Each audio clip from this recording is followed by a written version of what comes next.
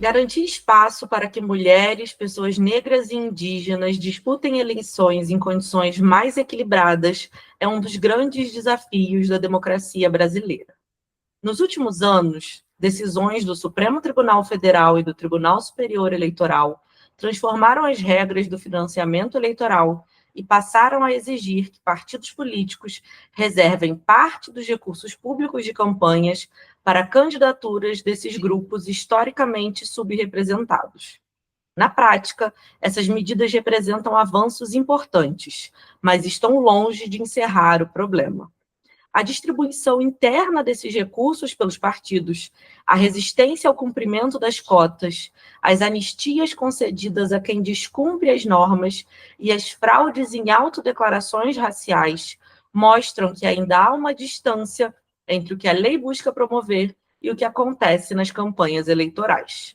Afinal, as regras têm conseguido ampliar a participação política de mulheres, pessoas negras e indígenas? Como funciona, na prática, a divisão desses recursos? E quais são os mecanismos para evitar desvios e garantir que essas políticas produzam resultados reais? Para conversar sobre esse tema, eu recebo Bianca Maria Gonçalves e Silva, advogada, mestra em Direito, Estado e Constituição pela Universidade de Brasília e autora do livro Poder e Gênero nas Urnas: o comportamento dos ilícitos eleitorais diante da violência política contra a mulher. E Sabrina de Paula Braga, mestre e doutoranda em Direito Político pela UFMG e professora dos cursos de pós-graduação em Direito Eleitoral do IDP e da PUC-Rio.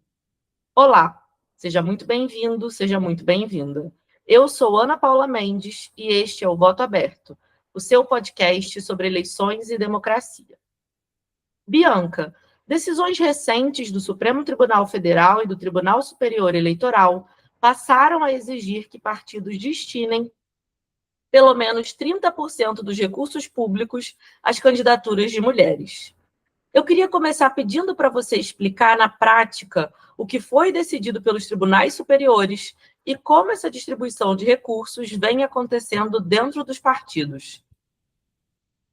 Bom, primeiro eu gostaria de agradecer imensamente o convite, Ana. O Voto Aberto já é um sucesso absoluto, sei que você já sabe disso, mas eu indico para todas as pessoas, né, com quem eu tenho conversado. Então, quero te parabenizar por mais esse projeto sensacional, como tudo que você faz, que você se propõe a fazer, que você faz com tanta maestria.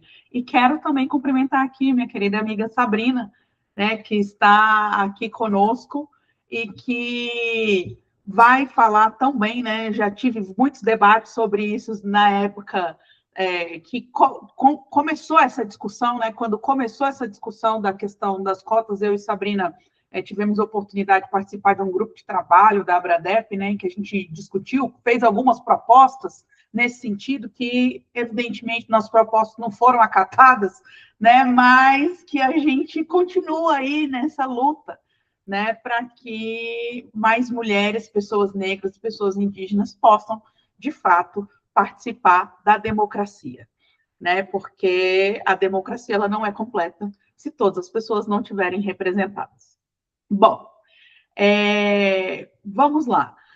Nós temos, né, e eu vi que você já conversou um pouco sobre isso, sobre a questão da representatividade feminina, né, no episódio que tratou sobre a fraude à cota de candidaturas, né? Então, nós temos aquela obrigatoriedade que foi difícil conseguir, né, porque a nomenclatura da lei falava em reservar, preencher, e ficou nessa discussão, até que, de fato, né, em 2009, determinou-se que os partidos deveriam obrigatoriamente destinar pelo menos 30% das candidaturas para mulheres, né? Na verdade, não está dito que é para mulheres, mas é para um dos sexos, né? Mas, comumente, nós sabemos, nós nunca tivemos, né, uma chapa 70% mulheres e 30% homens. Então, nós dizemos que é exatamente isso, né? Então, por isso que é chamada cota de candidatura feminina. E o que aconteceu? Né? Os partidos, criou-se uma lei que dizia que, a despeito de ter a obrigatoriedade de ter 30% de candidaturas, os partidos deviam destinar apenas 15% dos recursos do fundo partidário para essas candidaturas. E aí entraram com uma ação direta de inconstitucionalidade, que foi a DI 5617, né, em que foi declarada a inconstitucionalidade desse artigo, e o que o Supremo Tribunal Federal determinou no julgamento dessa ADI, né? Foi uma ADI, inclusive, de relatoria do ministro Fachin. O Supremo decidiu que, se os partidos são obrigados a destinar pelo menos 30% das candidaturas para as mulheres, ele também deveria destinar pelo menos 30% de recursos para essas candidaturas, porque não se faz campanha sem dinheiro, né? Então, não adiantaria nada ter mulheres concorrendo sem que elas tivessem condições materiais de concorrer, né? Então, o Supremo decidiu que pelo menos 30% deveria ser colocado dos recursos do fundo partidário, deveriam ser colocados em campanhas femininas, né? E aí, lembrando que o fundo partidário, ele pode ser utilizado para outras coisas, para além de campanhas, né? Então, o percentual do fundo partidário que for utilizado em campanhas, pelo menos 30% deve ser destinado a candidaturas femininas. E se houver mais de 30% de candidatos, 35, 40, 45, né, 50, nosso sonho, paridade, os partidos também são obrigados a aumentar o repasse desses recursos, né, de acordo com o percentual de candidaturas. Então, isso foi o que o Supremo decidiu na ADI 5617. E aí, na sequência, isso aconteceu em 2018, né? Então, vamos ser muito sinceros que isso aconteceu ontem, né? Nós não temos nem 10 anos aí dessa política. Na sequência, foi no mesmo ano, por acaso, né, que o Supremo tinha decidido já anteriormente que pessoas jurídicas não poderiam doar para campanhas. Então, criou-se o FEFEC, né, o Fundo Especial de Financiamento de Campanha, aquele recurso, né, aqui para o ouvinte que não é tão acostumado com o eleitoral, vou explicar um pouquinho, é aquele recurso que é destinado somente em ano eleitoral, né, então, ao contrário do fundo partidário, que é anual, o FEFEC é somente em ano eleitoral, e esse recurso é destinado para os partidos para eles fazerem campanhas, né, para serem aplicados em campanhas eleitorais. E aí,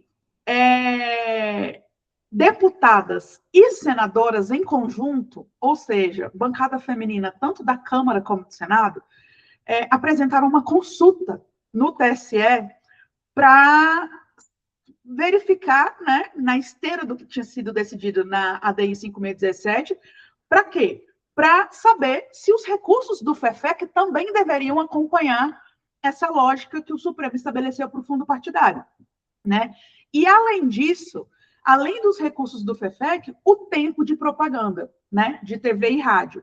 Então, através dessa consulta que foi respondida afirmativamente lá no TSE, os recursos do FEFEC e do tempo de TV também foram obrigados, né, as mulheres também devem receber esse mínimo de 30% de recursos do FEFEC e do tempo de propaganda.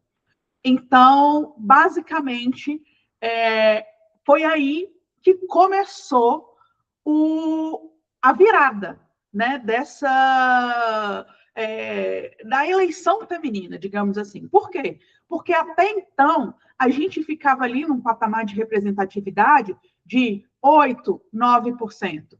E aí, nessa eleição de 2018, a partir do momento que o Supremo obrigou essa destinação de recursos para candidaturas femininas, nós dobramos a participação feminina e chegamos ali num patamar de 17 e pouco, 18% em 2018, né?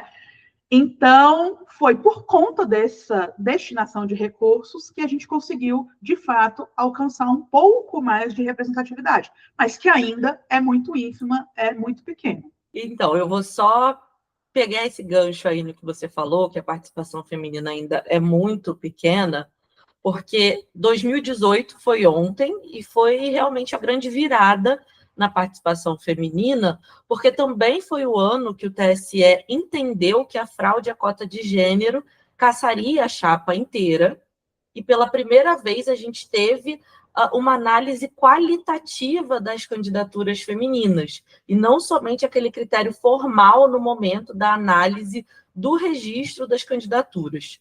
Óbvio que esse entendimento de caçar toda a chapa é problematizado, principalmente quando caça mulheres eleitas, e a gente falou sobre isso no episódio de número 4, mas foram coisas que caminharam juntas, né? Você agora caça a chapa, então os partidos começaram a se preocupar em quem seriam essas mulheres candidatas, e não somente em registrar mulheres, até mesmo as suas revelias, né? Muitas mulheres que sequer sabiam, mulheres que não tinham capital político, e vem acompanhado dessa medida de distribuição de recursos. Mas o que eu queria te perguntar especificamente é se esses mecanismos têm sido suficientes para fortalecer candidaturas femininas e ampliar a presença das mulheres no espaço de poder. Você já falou aí que dobrou, mas a gente ainda está em 17%, e se ainda existem barreiras que impedem que essa política produza resultados mais efetivos. Falando nessas barreiras, eu queria pedir também que você explicasse a anistia que já foi concedida aos partidos que descumpriram a cota mínima de financiamento para candidaturas femininas e de que forma esse tipo de medida pode impactar na efetividade das políticas de incentivo à participação de mulheres. Nossa, Ana, são muitas coisas, né? Mas Muitas. vamos lá. Vamos. Em primeiro lugar, respondendo diretamente à sua pergunta, né, eu acho que nós estamos no caminho para melhorar essas políticas, mas que elas ainda não são completamente efetivas. Por quê? Primeiro, o Supremo decidiu que pelo menos 30% de recursos devem ser, né, alocados em candidaturas de mulheres. Isso é um piso, né? Mas é um piso que, na prática, ele vira um teto. Porque os partidos poderiam destinar mais recursos para candidaturas de mulheres e pessoas negras e assim não o fazem, né? Então, eles seguem aquilo ali à risca como se isso fosse um teto e não é um piso. Então, acho que esse é o primeiro problema, né? E eles fazem isso com aquele argumento, né, da independência partidária, né, que eles poderiam destinar os recursos dentro do partido conforme eles quisessem. Então, por exemplo, é bom até que a gente diga isso, né? As mulheres, muito frequentemente, acham que porque os partidos são obrigados a receber, a destinar pelo menos 30% de recursos para as candidaturas, que todas elas vão receber recursos, mas não obrigatoriamente. O partido pode, né, escolher quais são as candidaturas que eles vão destinar os recursos que eles são obrigados. Então, o partido pode, por exemplo, na estratégia dele, escolher uma candidatura, duas candidaturas, né? Sendo que ele tem ali uma gama de, sei lá, 30, 40, 50 candidatas. Então, esse é o primeiro ponto, né? E depois, como você disse, você falou assim, eu gostaria que você explicasse a anistia. E aí, na hora, me deu um clique aqui, que eu pensei, eu falei assim, não, né? As anistias. Sim. Porque o que acontece com essa história dessas anistias, né? Nós já tivemos, em relação aos recursos de mulheres, 3 anistias, né? E nós tivemos, no global, em se tratando de recursos para candidaturas de vulneráveis, né? Na verdade, de maiorias minorizadas, né? Nós já tivemos 4 anistias. Então, a primeira anistia que nós tivemos foi com a Lei 13.165, de 2015, que previa lá em um dos seus artigos que os partidos que não tivessem aplicado os recursos destinados a candidaturas de mulheres, e veja bem, os recursos, naquela época, 2015, ainda não existia a obrigatoriedade do repasse de recursos de 30% para as candidaturas do FEFEC, né? Então, eram aqueles recursos de 5% para o fomento e a manutenção de participação feminina na política. Os partidos que não tivessem aplicado esse mínimo de 5% na promoção da participação feminina, eles poderiam, né, aplicar em outros exercícios. Então, assim, não havia punição para o partido que não cumprisse a lei que eles próprios fizeram, né? Porque Lembrando que são os parlamentares que fazem as leis, então acaba sendo uma legislar em causa própria. E essa lei 13.165 trouxe aí essa anistia, né, dizendo que se houvesse uma concordância da Secretaria da Mulher dos partidos, os partidos poderiam ficar indistintamente jogando esse, né, não cumprimento da norma para frente. Ou seja, eles nunca aplicavam nas candidaturas femininas.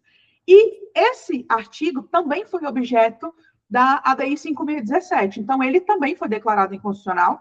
E, nessa época, o Supremo falou, opa, acabou com isso aí, de você não aplicar os recursos, né, para o fomento da participação feminina nas candidaturas de mulheres.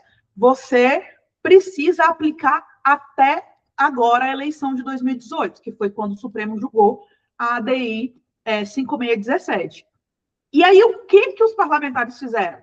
Criaram uma nova lei, né? Fizeram uma nova lei, que é a Lei 13.831, de 2019, que, mais uma vez, previu que os partidos que não tivessem destinados recursos para candidaturas de mulheres, e aí, já englobando tanto os 30% que o Supremo tinha decidido na Lei 5617, quanto os 5% que ele deveria destinar à participação feminina, ou seja, os partidos que não tivessem aplicado até nos exercícios anteriores a 2019, que foi quando a lei foi promulgada, eles não poderiam ter as suas contas rejeitadas ou sofrer qualquer tipo de sanção ou penalidade por parte da Justiça Eleitoral. Ou seja, mais uma anistia, né? Porque de que adianta você ter uma regra em que não há punição? Não adianta nada. E, pasme, né? O que veio depois? Veio a constitucionalização da anistia, através da emenda constitucional 117, que foi oriunda lá da PEC 18 de 2021, né, que previa lá, a emenda constitucional 117 prevê ainda, né, porque tem uma ADI em discussão no Supremo, a 7419, quanto a ela, então ela ainda está em vigor, e nos artigos 2º e 3º dessa emenda constitucional 117, há ali uma nova anistia, dessa vez constitucionalizada, né? O descumprimento dessas regras eleitorais de repasse de recursos não acarretaria sanção aos partidos políticos, né? Então, esses dispositivos também permitiam que os partidos utilizassem esses recursos que não foram aplicados até a promulgação da emenda, que foi em 2022,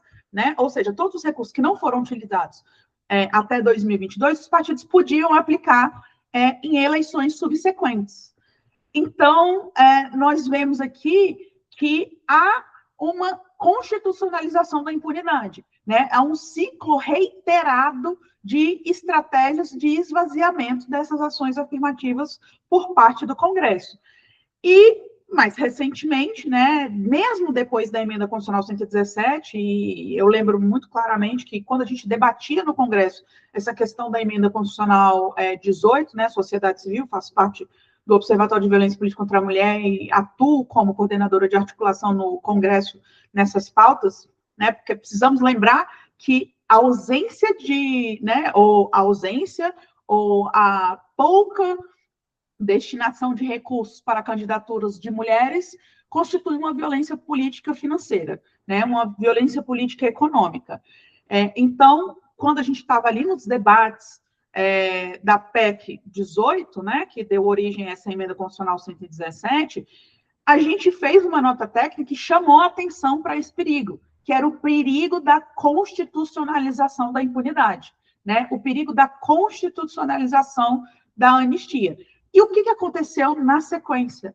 Né? Veio a PEC 9, que deu origem à emenda constitucional 133, que no bojo da PEC 9 também tinha lá uma nova anistia tanto para os partidos, né, que não tinham aplicado os recursos, tanto para candidaturas de mulheres como de pessoas negras.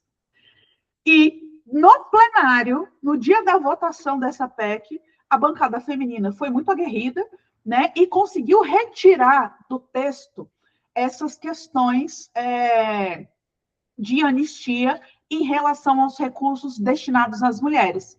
Porém, infelizmente, quanto aos recursos destinados às pessoas negras, né, permaneceu ali no bojo da emenda constitucional 133 essa anistia.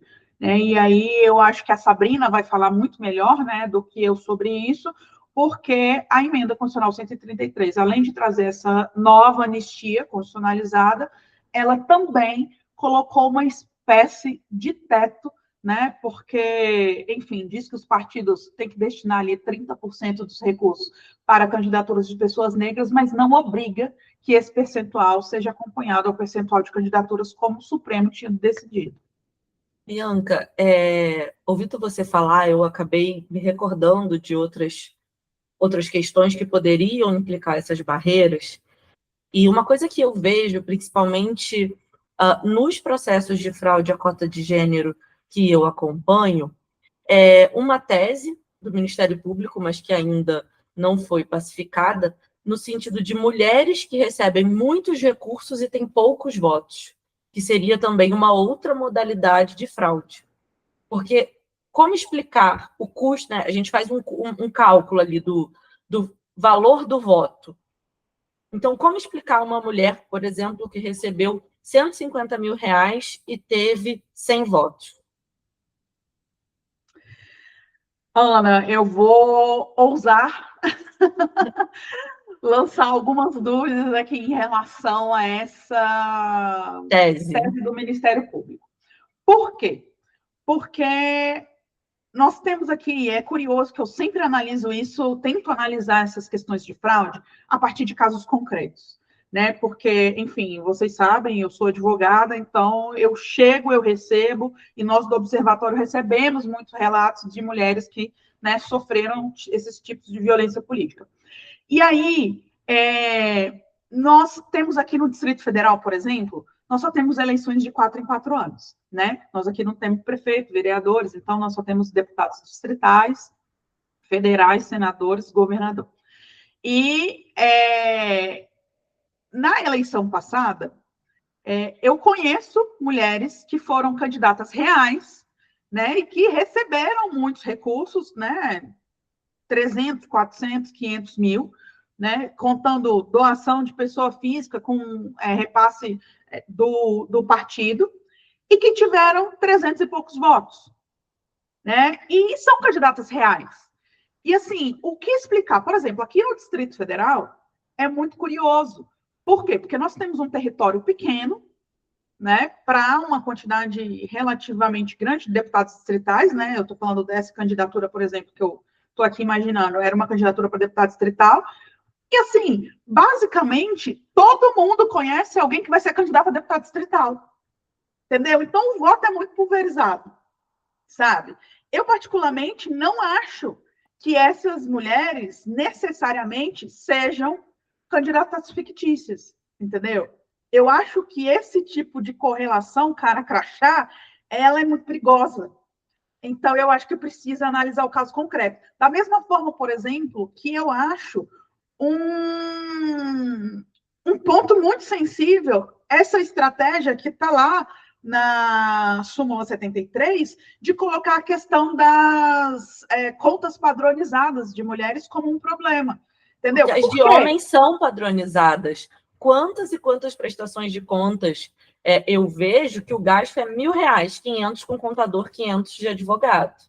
Então realmente, você exige-se um desempenho mínimo da mulher, exige-se uma prestação de contas diferenciada, e nada disso é exigido do homem. Exatamente. E aí, o que acontece? Por exemplo, os partidos, o TSE fez a súmula, né? E antes de fazer a súmula, já vinha na jurisprudência. O que os partidos fazem hoje em dia? Eu tenho que fugir aqui desses critérios. Então, ele vai criar estratégia para destinar os recursos para fugir daquilo. Então, ele vai, obrigatoriamente, ou quer dizer, ele não é obrigado a fazer isso porque ele tem, né, a autonomia partidária dele, mas ele vai destinar, sei lá, 500, 1.000, 2.000, 10.000 reais para cada candidata. E ele vai destinar o lote de santinho, e ele vai destinar o contador e o advogado.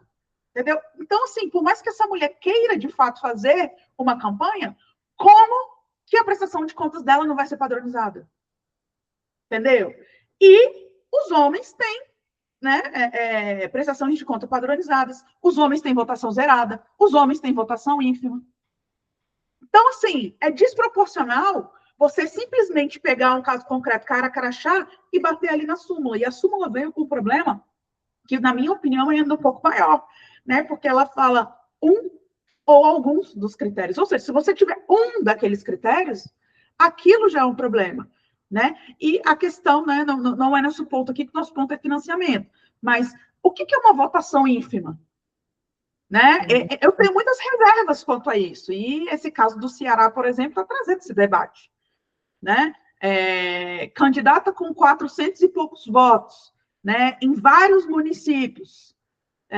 Isso seria uma votação ínfima? Acabei de falar para você aqui que aqui no Distrito Federal é comum que a pessoa tenha, mesmo sendo candidato, mesmo tendo dinheiro, né, mesmo investindo na campanha, tenha 300 e poucos votos. Não é eleito, mas assim, não é uma candidatura fictícia de forma alguma. São tantas camadas esse tema das candidaturas femininas fictícias, do financiamento.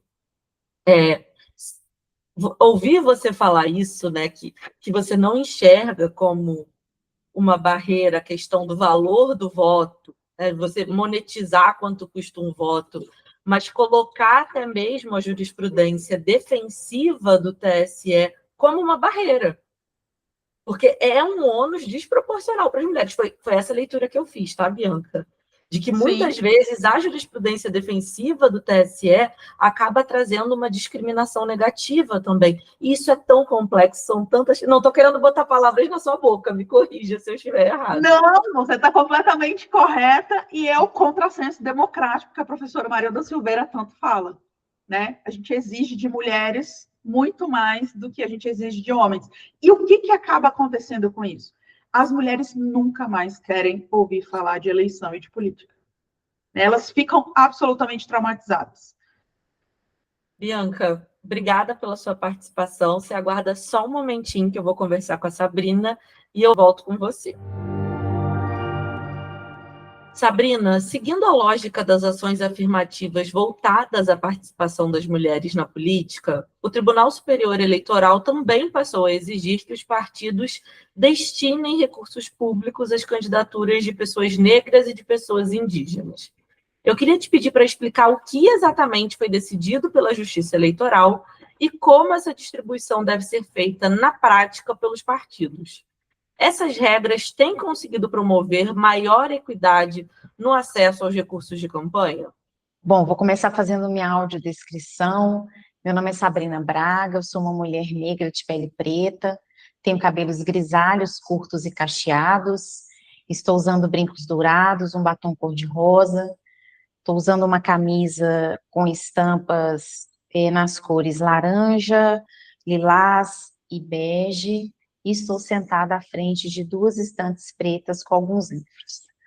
Bom, Ana, estou muito feliz de estar aqui no Voto Aberto, podendo falar de um tema que me é tão caro, e falando isso com uma pessoa que, né, além de ser aqui a mediadora, né, do podcast, é minha amiga também. Estou muito feliz com esse projeto.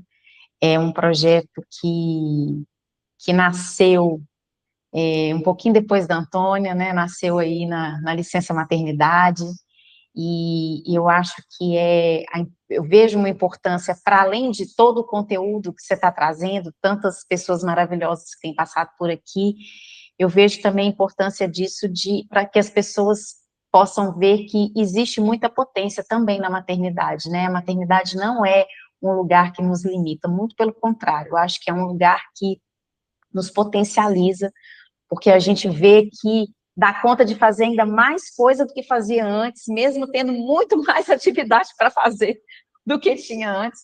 Eu lembro o tempo que eu dormi, eu ia para academia, voltava, dormia, acordava, ia para academia, voltava para casa, dormia, acordava para poder trabalhar. E hoje em dia, esse tempo aí que eu usava para dormir, eu uso para fazer tantas coisas e também para cuidar da Dandara, então é muito legal esse projeto, porque traz isso no DNA dele também, da potência da maternidade, e eu te agradeço por colocar mais essa criatura aí no mundo para a gente. Bom, Olha, nossos falar ouvintes não então aí. conseguem ver, mas eu tô com os olhos marejados, porque é bem isso. Muito obrigada por essa fala, Sabrina. Bom, então, vamos lá. Financiamento de campanha para outros grupos, né, historicamente minorizados, pessoas negras e pessoas indígenas. O TSE, em 2022, né, respondeu uma consulta feita pela Educafro e pela deputada Benedita da Silva, né, sobre se existia a possibilidade de destinar uma parte dos recursos, né, que são recursos públicos, né, para campanhas de pessoas negras. Essa consulta até veio no bojo da consulta que a Bianca já falou para a gente, né, que foi feita ao TSE também, para questionar em relação aos recursos para mulheres, né, porque eu acho que o ponto que a gente tem que entender aqui, que as pessoas têm que entender, é que nós estamos falando de dinheiro público, né? É dinheiro público, esse dinheiro, por ser público, ele tem também que se prestar a cumprir, né, dispositivos constitucionais ou garantias que estão previstas ali na Constituição, né? E dentro do bojo da nossa Constituição, ali, olhando a Constituição como um todo, né, para que a gente tenha um Estado de fato democrático de direito, a gente tem que ter a participação dos diversos grupos minorizados, né, dessas, como a Bianca falou, dessas maiorias minorizadas, né. Então, em atendimento a esse contexto aí da nossa Constituição, né, o TSE responde essa consulta dizendo que sim, temos que dispor de uma parte dos recursos para candidaturas, né, femininas, para que a gente consiga, de fato, efetivar, né, a política de cotas, e aí vem, então, a deputada Benedita da Silva para fazer também essa consulta ao TSE, para perguntar, tá, tudo bem, TSE, vocês têm que garantir aí dinheiro para as mulheres, mas e as pessoas negras? Como é que a gente fica, né, nisso daí? Considerando que a gente tem uma trajetória histórica, né, de retirada de direitos das pessoas negras, né, inclusive direitos políticos, e por que inclusive direitos políticos? Porque nós tivemos, né, um passado escravocrata, em que pessoas negras, né, foram vítimas das mais diversas violências estatais, né, entre elas a proibição de frequentar escolas, né, e aí, após esse período, vem a abolição da escravatura, né, essas pessoas continuam fora do sistema educacional. Eu convido todo mundo a, depois que escutar esse podcast aqui, correr num outro podcast chamado Apartheid Tropical, e lá você vai conseguir entender com detalhes como é que funcionou esse projeto estatal de afastar pessoas negras da educação, né? E a gente tem a Lei Saraiva, que fala que pessoas que não são alfabetizadas não podem votar. A nossa Constituição, né, a primeira Constituição republicana, a Constituição de 1891, mantém isso, né, afastando pessoas não alfabetizadas da possibilidade de votar, né. Nós tínhamos ali, mais ou menos na década de 40, 80% da população brasileira não era alfabetizada. Nós não tínhamos dados de raça nessa época, muito óbvio, né? O Estado brasileiro queria, de qualquer forma, encobrir essa desigualdade racial que existia no Brasil, mas é muito nítido que dentro desses 80% a gente tinha uma maioria de pessoas negras que não eram alfabetizadas e por isso não podiam votar. Essas pessoas só tiveram direito ao voto em 1985. Então, a gente tem uma dívida histórica do Estado brasileiro em relação às pessoas negras, também quanto à representação nos espaços institucionalizados de poder, né? Porque essas pessoas não puderam frequentar a escola, durante muito tempo não puderam votar, e isso a gente sabe vai se perpetuando de uma geração para outra. Por que se perpetua de uma geração para outra? Porque os pais foram escravizados, os filhos tiveram que trabalhar muito cedo, porque se estivesse na rua, estava cometendo crime, ia ser preso, né? Enfim, todo um contexto histórico que nos traz nessa situação que a gente tem hoje de pessoas negras fora do jogo político e também pessoas indígenas, porque durante muito tempo a nossa legislação colocou as pessoas indígenas como pessoas que deveriam ser tuteladas. E se você tem que ser tutelado, você não tem direito a uma participação política efetiva, você não é nem considerado, porque você tem que ser tutelado, né? Você não tem autodeterminação. Bom, diante de todo esse contexto, em primeiro lugar, vem a resposta à consulta feita pela deputada Benedita da Silva, em que o TSE diz, olha, os recursos têm que ser destinados às mulheres, brancas e não brancas, no percentual de suas candidaturas, e os recursos têm que ser divididos entre homens brancos e não brancos no percentual de suas candidaturas. O que isso quer dizer? Que se a gente tivesse, dentro de um partido, né, 60% de registro de candidaturas de homens brancos e 40% de registro de candidaturas de homens autodeclarados negros, 40% dos recursos que eram destinados para homens deveriam ser destinados para candidaturas de homens negros. Se a gente tivesse 50% de registro de candidaturas dentro de um determinado partido, né? 50% de registro de candidaturas de mulheres brancas e 50% de registro de candidaturas de mulheres não brancas, na verdade, em relação a essa consulta, a gente pode dizer mulheres negras, 50% dos recursos iam para mulheres brancas e 50% dos recursos iam para as mulheres negras. Como a Bianca bem disse, em relação a recursos para mulheres, a gente pode trazer isso também para recursos de pessoas negras, a gente bem sabe que o partido tem a liberdade, a liberalidade de distribuir os recursos como ele bem entender, né? E aí a gente vê as assimetrias, que é, por exemplo, o partido pegar uma grande parte desses recursos e direcionar, por exemplo, para uma candidatura majoritária, ou direcionar para uma candidatura proporcional de uma pessoa que puxa voto, né? Pega esse recurso e direciona para aquela pessoa. Não vai dividir esses recursos de forma igual. Aí temos problemas, né? Problemas de pessoas que se autodeclaram pardas, portanto, estão dentro do grupo de pessoas negras, porque a questão racial no Brasil é muito complexa, e tem muita gente que não sabe que, dentro daqueles quesitos lá do IBGE, quando a gente fala pessoa parda, a gente está querendo dizer que essa pessoa é uma pessoa negra, porque o grupo de pessoas negras se subdivide entre pretos e pardos. Mas, enfim, aí a gente vai ter situações de pessoas que são lidas como brancas pela nossa sociedade, mas se autodeclaram pardas, porque a avó, a bisavó era indígena, era negra, etc., eu tenho sangue negro correndo na minha veia.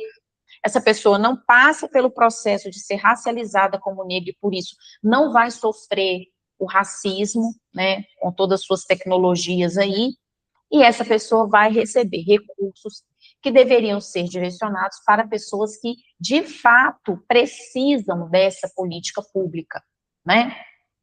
E aí, em relação às pessoas indígenas, elas não foram abarcadas nessa consulta. A consulta não foi feita em relação a pessoas indígenas. né?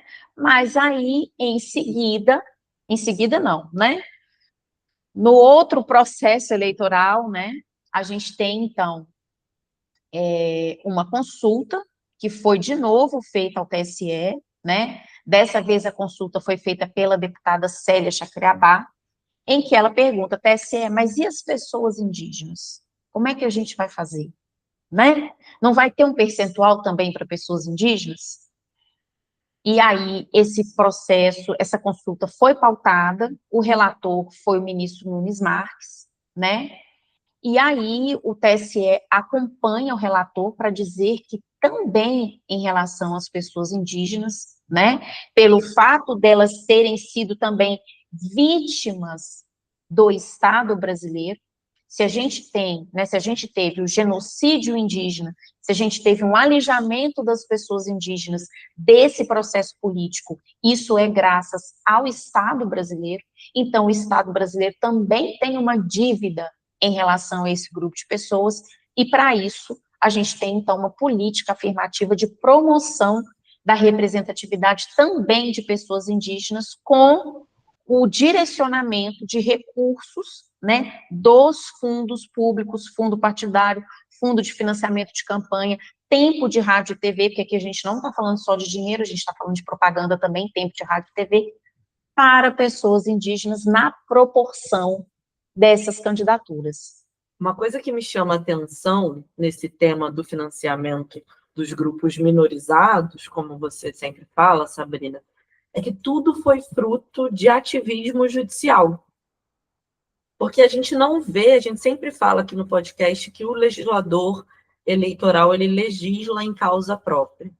E é sempre o ativismo do judiciário, especificamente do TSE, o protagonismo do TSE, que vai, por exemplo, falar da fraude à cota de gênero, depois vai falar do financiamento, e você vê que isso gera um desconforto muito grande do legislativo. Não é à toa que as anistias são aprovadas. E especificamente no caso do financiamento, a gente viu muito o protagonismo do TSE em sede da função consultiva, que é uma função até um pouco secundária da Corte Eleitoral, que ela não está julgando um processo no caso concreto. Mas isso gerou um mal-estar tão grande que muito se falou no Congresso de retirar até mesmo a função consultiva do TSE, por causa do mal-estar em que aqueles grupos dos homens brancos que estão, em sua maioria, no Congresso, estão sentindo ao ter que dividir esses recursos que, historicamente, eram deles, mas que, como você falou, atualmente, a principal fonte do financiamento no Brasil são os recursos públicos, desde que pessoas jurídicas não podem mais doar. Então, mexer com recursos públicos gera também obrigações, como a Sabrina bem falou, constitucionais. E aí, Sabrina, você já adiantou o assunto, mas eu vou aproveitar para perguntar a você sobre denúncias de fraudes em autodeclarações raciais, né? Agora, todas as pessoas estão com interesse em se declarar parda para receber uma fatia desses recursos. Me corrija se eu estiver errado. Muitas dessas denúncias de fraude em declarações raciais foram denunciadas pela imprensa. Como a Justiça Eleitoral tem enfrentado esse problema na prática? Nós já temos mecanismos para identificar essas fraudes e responsabilizar candidatos e partidos? Bom, eu vou só pegar um gancho no que você falou sobre esse chamado ativismo judicial, né? Mas até trazendo aqui uma fala do professor Helder, que ele fala que muitos dos direitos hoje, né, pautados aí dos grupos minorizados, são fruto dessas decisões judiciais e desse chamado ativismo judicial do TSE, do STF, né, em relação à comunidade LGBTQI, pessoas negras, pessoas indígenas. Então, assim, considerando a formação que a gente tem hoje do Poder Legislativo, né, Câmara dos Deputados, Senado, se a gente não tiver esse poder contramajoritário pressionando também, né, para garantir direitos dessas maiorias minorizadas, a gente vai estar aí descumprindo a Constituição. Eu acho que os tribunais superiores nada mais estão fazendo do que serem guardiões de dispositivos constitucionais, porque é isso que a nossa Constituição preconiza, né? Bom, vamos lá. Em relação a essas autodeclarações supostamente fraudulentas, né? Eu já escrevi um artigo sobre isso, né, sobre afroconveniência nas cotas raciais eleitorais. Na verdade, foi um artigo curto, né, e que acabou me movendo aí para, então, no doutorado, debater essa questão. E é por isso que a ciência é tão importante, né, Ana? Porque a gente, fazendo ciência, a gente se abre para escutar outras perspectivas, fazer outras leituras, né? A gente se depara com outros vieses. Às vezes você chega na sua pesquisa cheia de certezas, mas você está pesquisando justamente para derrubar suas certezas. E por que eu estou falando de pesquisa científica aqui? Porque, você sabe, há pouco mais de um mês, eu passei pela banca de qualificação do meu projeto de doutorado. E na banca de qualificação do meu projeto de doutorado, eu tive a presença de um professor que, para mim, hoje é a grande referência nacional quando a gente fala de bancas de heteroidentificação, que é o professor Rodrigo Ednilson de Jesus. Ele é professor aqui da Universidade Federal de Minas Gerais. E durante a banca, o professor me trouxe uma provocação, que é uma provocação muito válida, que é o seguinte: a gente sempre coloca essa questão da autodeclaração, uma autodeclaração inadequada, digamos assim, no lugar da fraude, né? Mas a gente tem que lembrar que, como eu disse, a questão racial no Brasil é muito complexa. A gente tem um número enorme de pessoas que se autodeclaram pardas, mas, segundo uma pesquisa do Datafolha, dizem que não são negras. Porque durante muito tempo a gente acreditou nesse mito, né, de que no Brasil não existem nem pretos e nem brancos, somos todos brasileiros, somos todos mestiços, todo mundo tem o pé na senzala, todo mundo tem uma avó, uma bisavó que foi laçada, pega laço no meio da floresta, do mato, enfim, né? Quando que, na verdade, se a gente tem uma população tão miscigenada assim, isso é fruto de uma política estatal de eugenização e de uma violência sexual sistemática praticada contra mulheres negras e mulheres indígenas. Mas aí vieram aí, né, os pensadores do início dos anos 1900 para romantizar tudo, para dizer que aqui no país os negros e os indígenas estavam plenamente integrados, e mais, né, dizer que em 100 anos o Brasil seria, sim, um país totalmente branco. Nós não teríamos mais pessoas negras no Brasil. Enfim, estamos aqui, resistimos, sobrevivemos, né? Porque quem está acompanhando aí viu que pela minha audiodescrição que eu sou uma mulher negra, então eu sou sim uma sobrevivente ao Estado brasileiro, como tantas outras pessoas negras são, né? Mas essa confusão toda fez muita gente se autodeclarar parda, né? Porque, não, se eu tenho algum grau de mistura, eu sou uma pessoa parda. Sendo que o que a gente tem no Brasil é o branco brasileiro, né? Que é a pessoa que é lida como branca pela nossa sociedade e que desfruta dos privilégios simbólicos de ser lida como branca pela nossa sociedade. Bom, diante desse quadro, a gente vai ver muitas pessoas se autodeclarando pardas, não porque estão querendo receber esses recursos, porque cresceu, tá lá, Ana, na certidão de nascimento da pessoa, parda. A pessoa vai falar assim, eu vou contestar minha certidão de nascimento, né? A gente precisaria de letrar um contingente gigantesco populacional do Brasil, para que as pessoas entendessem de fato o que é ser negro no Brasil, o que é ser pardo e etc. A gente não vai conseguir fazer isso, né? Então, para garantir que esses recursos sejam direcionados realmente para as pessoas que sofrem com o racismo no Brasil, as pessoas negras de pele preta e de pele parda, a gente vai precisar de mecanismos, digamos assim, exógenos, né? O que seria ideal? Seria ideal uma banca de heteroidentificação. Quais são os mecanismos que a gente tem hoje? Hoje a gente tem previsão lá na resolução de registro de candidatura, né, de que organizações, né, externas à justiça eleitoral, lideranças indígenas, lideranças quilombolas, podem ter acesso à lista de registro, né, e às autodeclarações, para poder, de fato, conferir se aquelas pessoas que estão se autodeclarando indígenas ou negras, são, de fato, pessoas indígenas ou negras e que façam jus a esses recursos que são direcionados para esses grupos minorizados, né?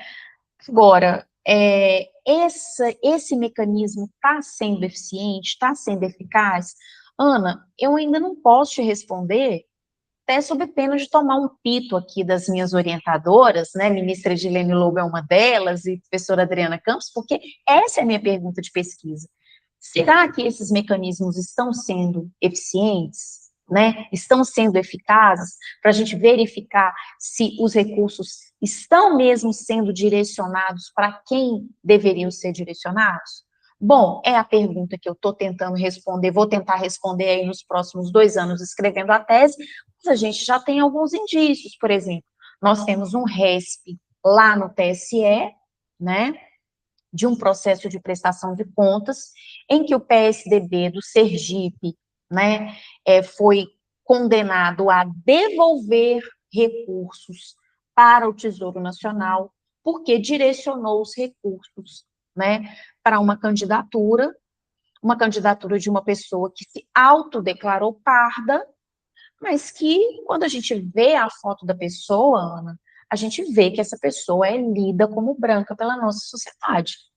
E aí, nos autos desse RESP, o que o PSDB alega é que o Tribunal Regional Eleitoral do Sergipe, quando deu a decisão, se posicionou no sentido de atuar como se fosse uma banca de heteroidentificação. Eu estou dando um resumo muito resumido, tá? E dizendo, o PSDB diz, mas não tem banca de heteroidentificação, não tem na resolução previsão de banca de heteroidentificação. Então, a pergunta retórica que eu faço aqui é, então, será que a gente não precisa ter uma? Porque a gente está falando de recurso público, a gente está falando de dinheiro do povo brasileiro, né? Sabrina, Então, que aula. Curioso o poder desse podcast, né, de trazer esse discurso acadêmico de modo acessível, porque eu estou aprendendo. Essa questão do branco brasileiro, eu só fui ter noção do que era morando no Reino Unido, numa comunidade brasileira, em que a pessoa de pele mais branca, que aqui a gente poderia falar, nossa, essa pessoa passa por gringa, lá todo mundo sabe que é brasileira. Lá ninguém tem dúvida que você não é branco. Então, realmente, debater questão racial no Brasil é algo extremamente complexo. E que bom que você está fazendo isso e trazendo essa discussão para a justiça eleitoral. Sua pesquisa é muito importante. E agora, pergunta do voto aberto. É uma pergunta que não tem a ver com direito eleitoral, não tem a ver com o episódio, mas hoje tem sim, em alguma medida.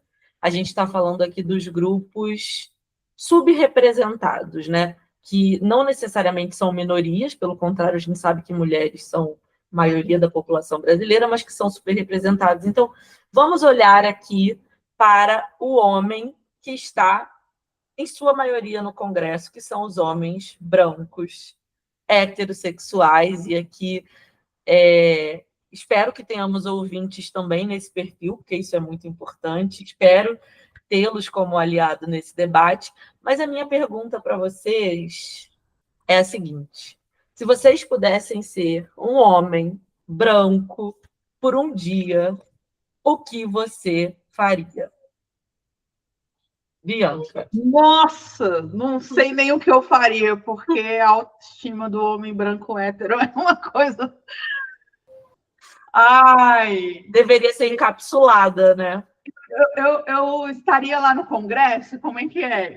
Eu teria esse poder de um dia só mudar o que eu quisesse. O que você quiser, assim, é isso. Você ganhou esse superpoder por um dia. Bom, eu colocaria a paridade nos cargos de poder e decisão. E teria barganha, né? Porque como um homem branco, acho que o seu poder de barganha, de convencimento no Congresso é muito maior que o da bancada feminina. Sem dúvida nenhuma, a despeito da bancada feminina ser muito aguerrida, né? E assim, quando elas sentem o apoio da sociedade civil, elas, né, vão com mais força para esses embates, né? E isso ficou muito claro para mim na questão da votação da PEC 18 e da PEC 9. Né? Então, tanto que na PEC 9, que deu, né, virou a emenda constitucional 133, elas conseguiram retirar no plenário o que dizia respeito às mulheres. Né? Então, assim, a despeito de ainda ser uma minoria, a bancada feminina, ela está conseguindo fazer bastante barulho. Por isso que nós precisamos votar em mais mulheres, nós precisamos de mais mulheres lá para poder. E mulheres diversas, né? Nós precisamos de mulheres diversas. Obrigada, Bianca. Muito obrigada pela sua participação. Foi um prazer ter você aqui comigo. Sabrina, se você pudesse ser um homem branco hétero por um dia no Brasil, o que você faria? Cara, que super poder que você está me dando! Exatamente! Meu Deus!